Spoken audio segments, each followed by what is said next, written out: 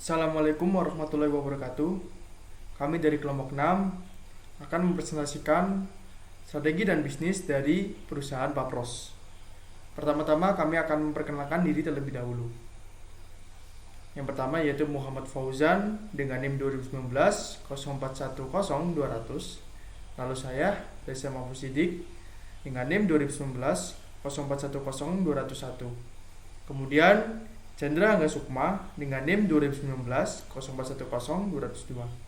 Dan yang terakhir Hussein Hashimi dengan NIM 2019 0410 203. Pertama-tama saya akan memperkenalkan apa perusahaan apa yang akan kami bawa. Jadi perusahaan yang kami bawa itu adalah Papros. Sekarang kita tanya, apa isi itu Papros? Ya. Baik, Papros merupakan perusahaan nasional yang memproduksi dan memasarkan produk farmasi yang dimiliki oleh Kimia Farma, anak usaha Bio Farma dari PT Papros Tbk. Adalah perusahaan farmasi yang merupakan anak perusahaan PT Kimia Farma Tbk yang saat ini menguasai saham sebesar 56,7% dan sisanya dipegang oleh publik termasuk karyawan. Baik, sekarang kita masuk ke sejarah singkat dari Papros. Sejak didirikan lebih dari 6 dasawarsa yang lalu, tepatnya pada 21 Juni 1954, PT Papros Tbk yang semula merupakan bagian dari pengembangan usaha Oy Tiong Ham Corporation dengan nama NV Pharmaceutical Processing Industry, sejak awal menumbuhkan budaya perusahaan yang berbasis pada profesionalisme dan berorientasi pada kualitas.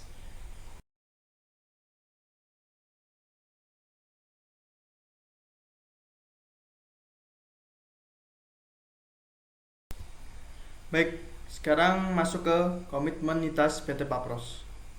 Komitmen yang tinggi pada standar kualitas serta lingkungan dibutuhkan dengan terus mengikuti perubahan standar mutu melalui implementasi dari cara pembuatan obat yang baik atau GPOB terkini atau Current Good Manufacturing Practice. Pembuatan obat tradisional yang baik terkini atau Current Herbal Good Manufacturing Practice serta persyaratan penyaluran alat kesehatan dan cara pembuatan alat kesehatan yang baik atau CBAKB, persyaratan standar akuntansi keuangan atau PSAK, serta sistem manajemen mutu yang terintegrasi yang meliputi standar ISO 9001, ISO 14001, dan OHSAS 18001, serta ISO atau IEC 17025 dan manajemen risiko. Untuk meletakkan fondasi bisnis yang kuat, manajemen berupaya menerapkan tata kelola perusahaan yang baik atau Good Corporate Governance atau GCG. Dan yang tak kalah penting, manajemen akan terus berupaya membangun kompetensi personal yang profesional melalui program pengembangan sumber daya manusia yang terarah, sehingga mampu membawa perusahaan memasuki era perdagangan bebas sebagai perusahaan farmasi terkemuka di kawasan regional. Saat ini perusahaan telah memproduksi lebih dari 250 macam obat.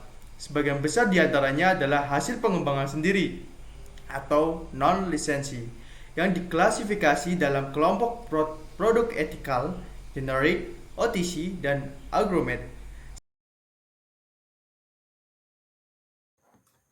Selanjutnya, saya Muhammad Fauzan akan membahas apa saja yang diproduksi oleh perusahaan Papros. Yang pertama ada obat Antimo. Antimo merupakan obat dengan kandungan dimethyltrinate yang digunakan untuk mengatasi mual, muntah, dan pusing akibat mabuk perjalanan. Yang kedua ada Antimo untuk anak, yang merupakan obat dengan kandungan dimethyltrinate yang digunakan untuk mengatasi mual, muntah, dan pusing akibat mabuk perjalanan. Yang ketiga ada Antimo Herbal. Antimo Herbal ini merupakan obat membantu meredakan gejala masuk angin, perut kembung, meriang, sakit kepala, dan mual. Nah, berbeda dengan Antimo biasa dan Antimo Herbal, Antimo anak ini disuguhi dengan varian rasa yang emang diperlukan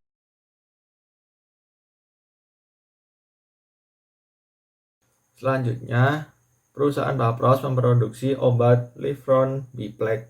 Livron Biplek adalah suplemen yang mengandung multivitamin, asam folat, kalsium, dan mineral lainnya yang berfungsi untuk membantu mengatasi berbagai jenis penyakit seperti anemia, infeksi, hingga pendarahan. Selanjutnya ada obat Noza. Noza Kaplet ini mengandung triprolidin, pseudoepridin, HC1, dan parastamol yang digunakan untuk meringankan gejala flu seperti demam, sakit kepala, hidung tersumbat, dan bersin-bersin. Dan obat selanjutnya yang diproduksi oleh perusahaan Papros adalah obat amoxilin.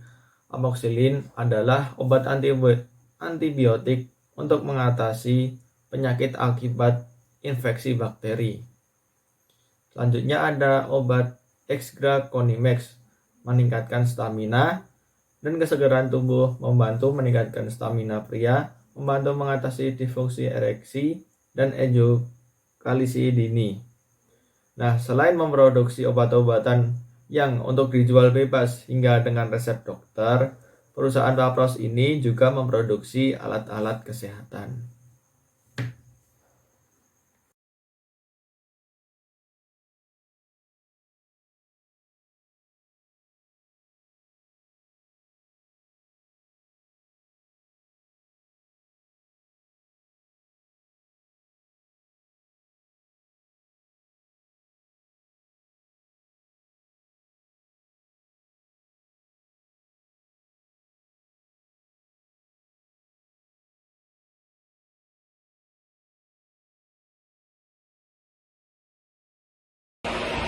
Kegiatan impor untuk menunjang kualitas. Untuk menunjang ekspansi, Papros telah memperoleh perizinan percepatan pengedaran produk impor melalui Special Access Scheme. Kemudian di bulan April lalu, perusahaan farmasi ini juga mengimpor Carpol dari perusahaan Purell yang dikenal sebagai produsen produk obat dan alat kesehatan gigi yang berpusat di Napoli, Italia. Setelah itu, barulah emiten yang belum lama ini diakuisisi oleh PT Kimia Farma Tbk tersebut membangun infrastruktur produksi. Kegiatan ekspor Papros. Oleh karena itu, manajemen Papros menargetkan kontribusi pendapatan ekspor produk bisa meningkat lebih dari 5% di tahun ini dan akan memperbesar pasar ekspor dengan target seluruh negara Asia Tenggara dan beberapa negara di Afrika seperti Nigeria, tambah Zambia. Secara keseluruhan, Papros menyiapkan dana belanja modal atau capital expenditure untuk ekspansi bisnis di tahun ini mencapai angka 300 miliar. Untuk tahap selanjutnya, yaitu strategi saham pada perusahaan Papros. Rencananya, perusahaan Papros berencana untuk menerbitkan saham baru lewat skema penawaran umum terbatas atau reg issue pada semester 2 mendatang. Nah, reg issue tersebut bertujuan untuk memenuhi kebutuhan capex perusahaan di tahun ini dan diharapkan dana senilai 1 triliun tersebut dapat diperoleh perusahaan dari aksi korporasi tersebut. Memiliki beberapa resiko bisnis, namun ia tidak tampak. Tetapi dia masih mempunyai sejumlah tantangan bisnis yang menghadang perusahaan Papros ini, terutama di tahun ini. Nah, salah satunya adalah volatilitas nilai tukar rupiah, karena ini cukup berdampak 90% untuk bahan baku yang terutama masih diimpor dari luar negeri. Nah, untuk mengantisipasinya, perusahaan Papros berupaya untuk mencari sumber bahan baku alternatif. Jika dirinci, perusahaan akan membeli bahan baku dengan menggunakan mata uang negara yang lebih stabil.